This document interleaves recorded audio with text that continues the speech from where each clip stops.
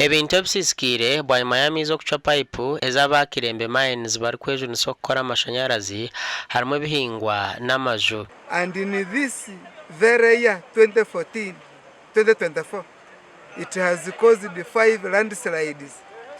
The serious one is the one which occurred yesterday.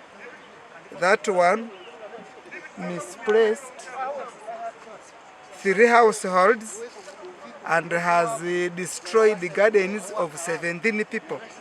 Amabale gemerire ruguru agamizi galesire gakaga tarashangwayo n'amezi ni menji kandi narikeji eyamezi geruguru agarazo mu firomurayini nayo ni nyinji munonga gakaga tariho bamara kugomya titukabona amezi gona kwenka bamara gatekamu amezi galizira kimwe ebibanja byona bimazire kusisikara anawa yoyo suwanga abana no hali asenda yewe eyo siyabeboreramu ekuna no mutsekuru wayi nayo suwanga mnyana hali asenda yewe.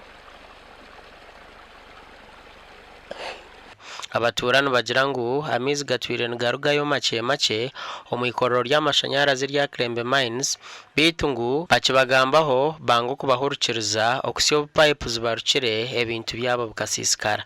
It is their ignorance that has caused this, because we have reported continuously about these leakages. They don't want to know, they don't want to listen. We only depend on our lands. The small portions of land, it is what we get school fees for our children, it is where we get food, it's where we get everything.